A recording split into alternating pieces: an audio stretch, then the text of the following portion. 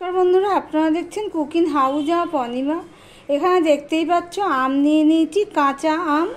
এই কাঁচা আমের চাটনি বানাবো। চাটনিটা আমি কিন্তু 5 ফোড়নে দেবো না, অন্য একটা ফোড়নে দেবো। তাও তোমরা দেখতে থাকো আমি কি ফোড়ন দিয়ে এই চাটনিটা বানাই। খুব দারুণ লাগে খেতে। তাই সবার প্রথমে আমি আমগুলোকে ছুলে নিয়ে কেটে তারপরে ফিরে আসছি। দেখতে থাকো বন্ধুরা। এদিকে দেখো একটা কড়াই বসিয়ে দিয়েছি জল সমেত। জলটা গরমও হয়ে গেছে। এই অবস্থায় দেখো আমি আমগুলো ঠিক এইভাবে কেটে নিয়েছি, গোল গোল করেই কেটে নিয়েছি। এবার আমগুলো আমি দিয়ে দেবো। খুব টক তো, সেই জন্যই আমি একটুখানি গরম জলে একটু ভাপিয়ে জলটা ফেলে দেব। ভিডিওটি যারা দেখছো লাইক দিয়ে কন্টিনিউ করো। এবার আমি 1 মিনিটের মতন ফুটিয়ে নেব। আমি কিন্তু এখন নুন দেব না, এমনি ফুটিয়ে নেব। দেখো 1 মিনিটের মতন আমি ফুটিয়ে নিয়েছি। আমটা আধা সিদ্ধ হয়েছে, নুন দিইনি। এবার আমি গ্যাসটা অফ করে দেব, দিয়ে আমটা আমি ছেঁকে তুলে নেব। ভিডিওটি স্কিপ করো না, ছোট ভিডিও, বেশি বড় না। বন্ধুরা, কড়াইটা খালি করে ধুয়ে নিয়েছি, ধুয়ে বসিয়ে দিয়েছি। কড়াইটা গরমও হয়ে গেছে। এবার দিয়ে দিলাম সাদা তেল, অল্প একটু করে। চাটনিটা তো খুব একটা তেল লাগে না।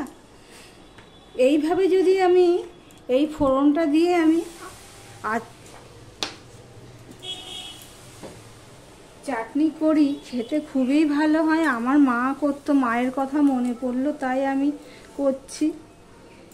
তেলটা গরম হয়ে গেছে। এবার দিয়ে দিলাম শুকনো লঙ্কা, একটা ফোড়ন দিয়ে দিলাম। আর এখানে দেখো 1 চামচের মতন আমি তিল নিয়েছি, সেই তিলটা আমি ফোড়নে দিয়ে দিলাম। এইভাবে যদি তিল ফোড়ন দিয়ে আমের চাটনি করা যায়, খুবই ভালো হয় খেতে। তিলটাকে একটু ভালো করে ফোড়ন হতে হবে।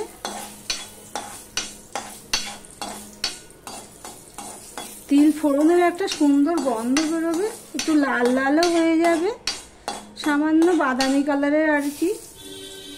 ফোড়নটা হয়ে গেছে, গন্ধ বেরিয়ে গেছে। এবার যে আমগুলো আমি দিয়েছি, সেই আমগুলো আমি দিয়ে দিলাম।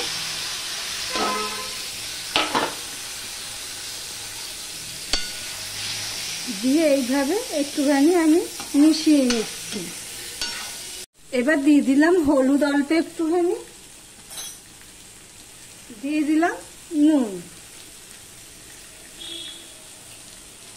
দিয়ে দিলাম জল।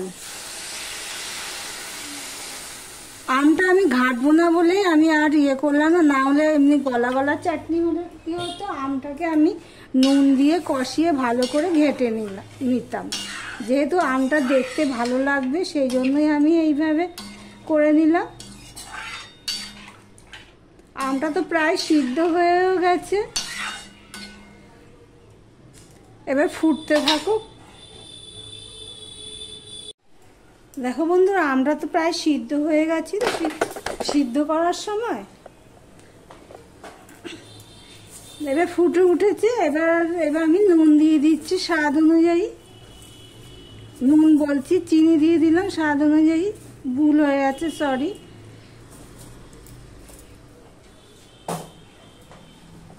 এবার চিনিটা তলায় যদি না লাগে, সেই জন্যই আমি এইভাবে নেড়ে দিলাম। স্ট্যান্ডটা একটু বেঁকে গেছিলো, তার জন্য ক্ষমা চেয়ে নিলাম। এবার আমি 3 থেকে 4 মিনিট ফুটিয়ে নেব। দেখতে থাকো বন্ধুরা। এরপরে আমি কি মশলা দেব। খুবই গরম পড়েছে, তাই জন্য আমি এটা আমের চাটনিটা একটু ঝোল ঝোল করলাম। এই গরমে এইভাবে টক খেলে, টক তো খুব একটা হয়নি, হ্যাঁ, খেলে এটা উপকারের। এবার এর মধ্যে আমি দেখো এই ভাজা মশলাটা দিয়েছি। এই ভাজা মশলাটার মধ্যে রয়েছে মৌরি, জিরে, ধনে আর অল্প একটু 5 ফোড়ন। এই দিয়ে আমি একটা মশলা করে রেখেছিলাম ভেজে। সেই মশলাটা 1 চামচের মতন আমি দিয়ে দিচ্ছি। 1 চামচের মতনই হবে, মশলাটা দিয়ে দিলাম। এবার মিশিয়ে দিলাম, গ্যাসটা আমি এবারে অফ করে দিলাম। আর ভিডিওটা আজকের মতন এখানেই শেষ করলাম।